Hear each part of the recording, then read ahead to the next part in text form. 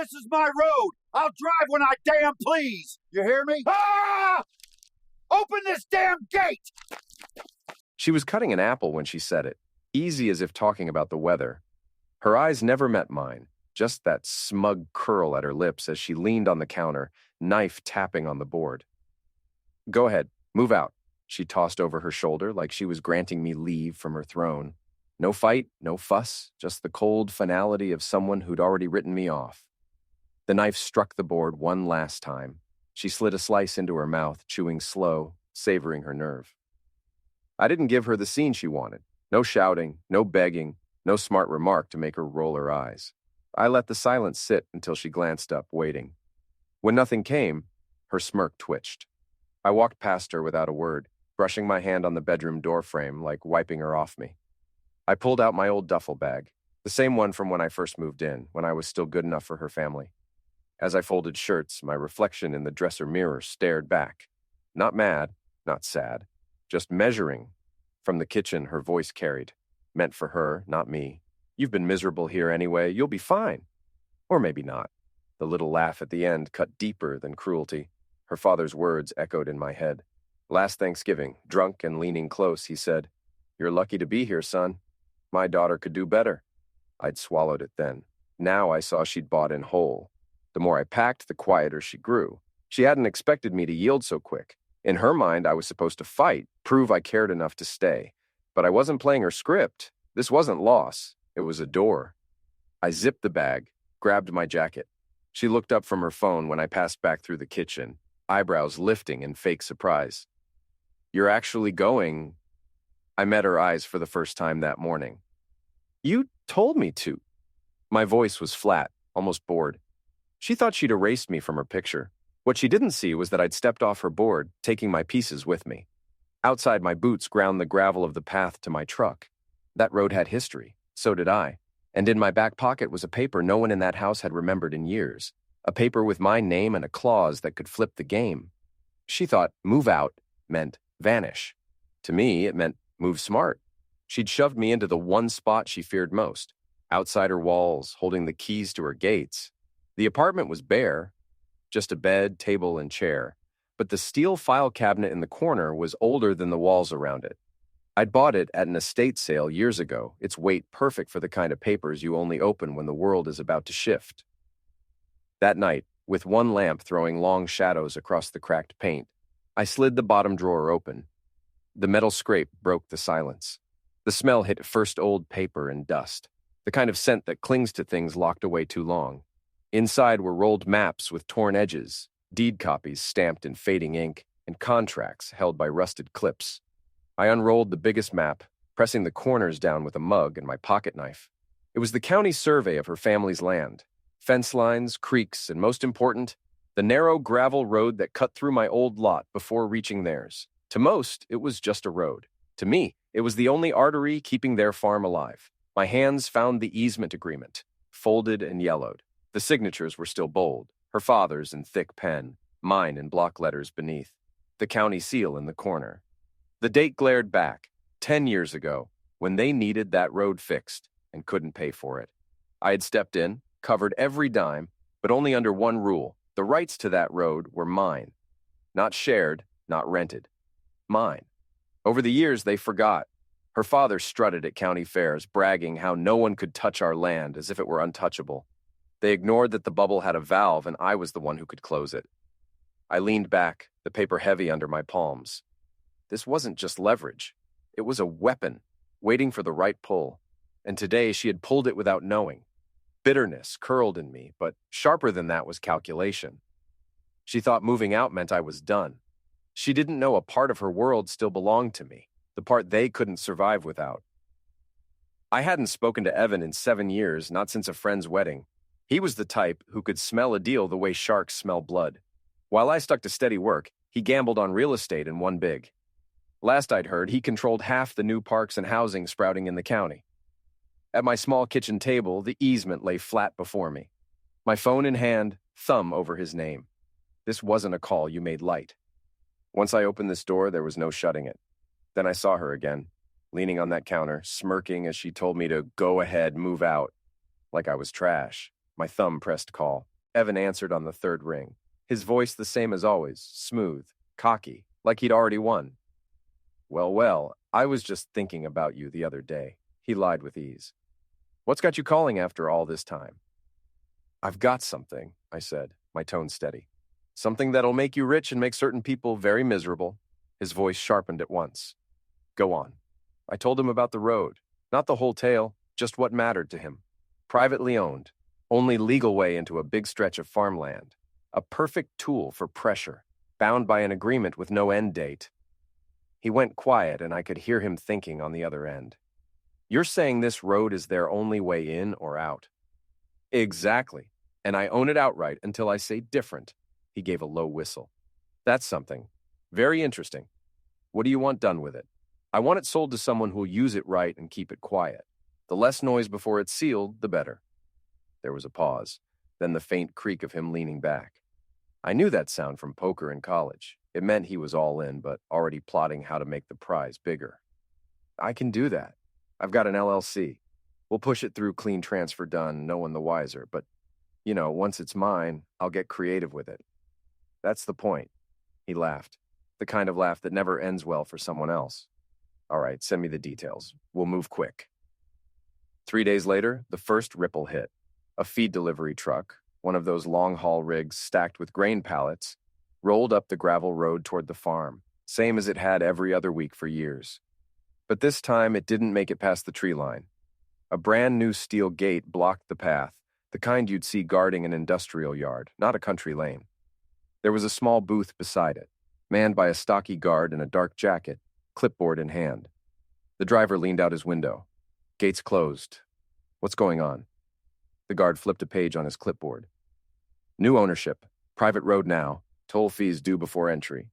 The driver laughed, thinking it was a joke. Yeah, right, let me through, I've got a schedule to keep. No fee, no entry, the guard said flatly, stepping closer. Your company should have been notified.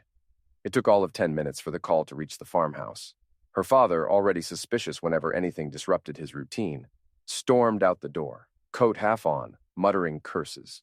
He drove down to the gate himself, dust kicking up behind his truck. You can't block this road. This is our land, he barked before the guard could even greet him. The guard didn't flinch. Sir, the road is now privately owned by Redline Development, LLC. You'll need to speak with them about ongoing access. The county records were updated last week. Her father's voice rose. County records? This road's been in our family for generations. The guard's eyes stayed on his clipboard. Not according to the easement agreement on file. I'm just here to enforce what's already signed. That was the first moment, just a flicker, where his confidence cracked.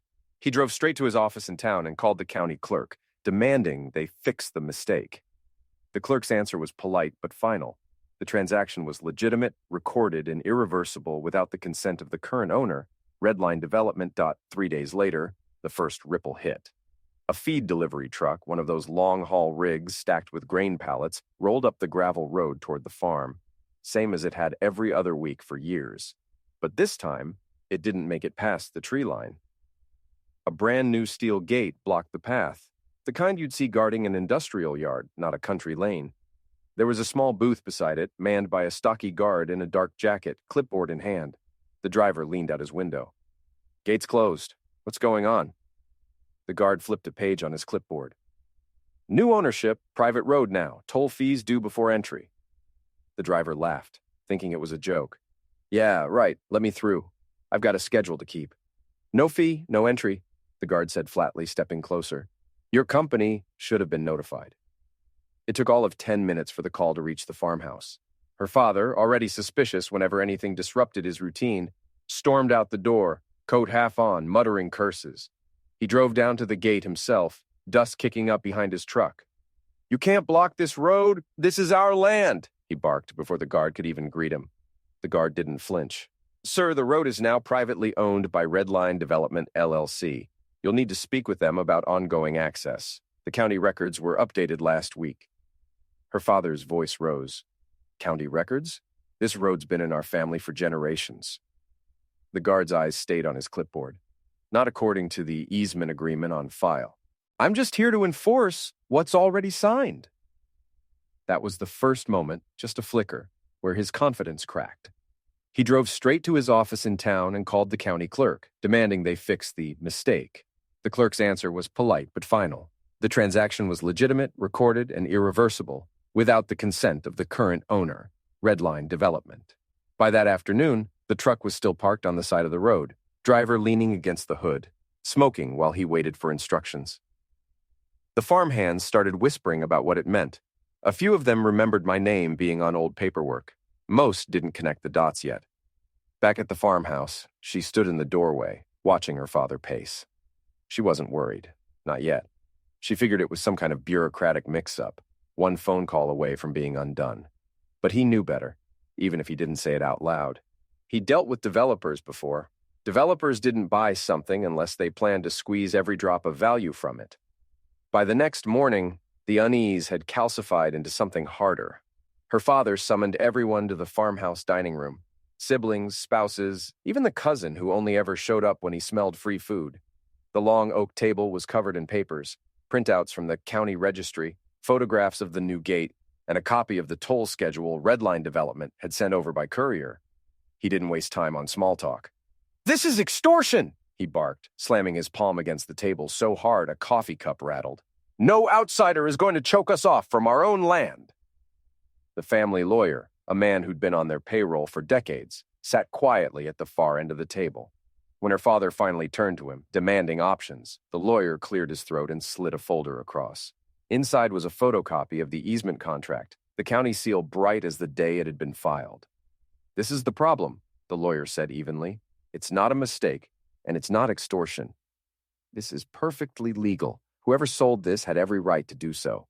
The buyer now owns full control of the road." Her father's voice boomed. "So we sue. We'll drag them into court until they beg to sell it back." The lawyer didn't even look up. "You'll lose. The language is airtight. It was signed willingly, and it has no expiration clause. Your only realistic option is to negotiate, which, judging from this toll schedule, won't be cheap." The schedule was brutal. A flat fee for every vehicle entering or leaving, plus maintenance surcharges that spiked during harvest months. Her sister-in-law whispered the math under her breath, numbers that over a season could eat their profits alive. She sat near the window, arms crossed, eyes darting between the papers and her father. She still didn't say my name, but I could see it in her face. She was starting to wonder. And that was fine. Wondering meant the seed had been planted. It was almost midnight when the knock came. Not the casual tap of a neighbor or the rhythmic pound of a delivery. This was sharp, insistent, urgent. I already knew who it was before I even reached the door. She stood in the hallway under the dim yellow light, hair pulled back in a messy knot, coat thrown over her pajamas. Her eyes were wide, not from surprise, but from the kind of restless anger that burns hotter the more it's contained. She didn't wait for an invitation. She stepped forward until she was inches from me, her breath quick in the cold air. "You did this." Her voice wasn't a question. It was an accusation, a verdict she'd already passed. I leaned on the door frame, letting the silence stretch. Her gaze darted over my face, looking for the smallest twitch of guilt, some sign that she'd caught me red-handed. I gave her nothing. When I finally spoke, my tone was almost conversational. "You told me to move out." I let the words settle, then added, "I just moved my property." For a moment, something flickered in her eyes. Recognition, maybe even understanding, but it was quickly drowned in anger. "You're going to ruin everything," she hissed. "Do you have any idea what you've done to my family?" I almost laughed at my family. Not our family. Not once had she used that word for me in months, and now she expected it to sting. She switched tactics, her voice softening, lips trembling in a performance she'd perfected over the years. "This doesn't have to be like this. We can talk, we can work something out. Just you and me." I watched her, almost curious to see if she'd dig any deeper into the act. When she realized the softness wasn't landing, she snapped back into fury. "You're pathetic. This is petty. You're going to regret it." Her words hit the air and fell flat. I didn't argue. I didn't defend myself. I simply stepped back and put my hand on the edge of the door. "Good night." Her face tightened, a mix of disbelief and frustration as the door began to swing shut. She didn't step forward to stop it. She just stood there, breathing hard, until the latch clicked and the world on my side went quiet again. She had come here expecting to bargain, threaten, or shame me into undoing what was already set in motion. Instead, she'd walked away with the confirmation she feared most. I wasn't bluffing. By the second week, the rhythm of the farm had changed, not in the way seasons change, but in the way a machine grinds to a halt when someone pulls a crucial gear. The feed trucks stopped coming first, the drivers refused to pay the tolls, and the companies they worked for didn't see the profit in fighting a legal battle over a single client. Without feed, the livestock thinned. Without deliveries, schedules fell apart. By the third week, the produce buyers started pulling out of their contracts. A couple of them cited logistical difficulties. But everyone knew the truth. No one wanted to pay inflated transportation fees just to cross a strip of gravel. The crops that had been their pride, rows of vegetables and grain meant for market, began to wither. The smell of rot carried on the wind, faint at first, then unavoidable. Her father went to the bank twice in 1 week, hat in hand, trying to restructure loans. The bank had listened politely, then suggested the unthinkable, mortgaging the farmhouse. They did it, and even that was just to keep the lights on and pay the bare minimum of the toll fees, hoping to limp through until some miracle loosened the noose. But Evan had no intention of loosening anything. In fact, he tightened it. At the start of the fourth week, Redline Development sent a new schedule, toll rates raised by 20%, with an additional seasonal surcharge that just happened to coincide with their harvest window. Her father's fury was legendary. But fury doesn't move trucks down a road they can't afford to use. Every day the gate stayed shut was another day the farm bled money. And bleeding money is a slow, humiliating end for people who've spent their whole lives believing their name alone kept them untouchable. I drove past the property once, not close enough to be seen, but close enough to see the fields, the half-loaded trailers sitting idle, the stacks of crates that would never see a market. I didn't feel a rush of triumph. What I felt was colder, steadier, satisfaction measured in the way a problem solves itself once you stop trying to fix it. I thought back to the day 10 years ago when I'd signed that easement deal. I'd handed them security on a silver platter. They'd thanked me, then forgotten. Now I'd taken it back, and they were remembering in real time just how dependent they'd been on something they never thought could disappear. And the best part?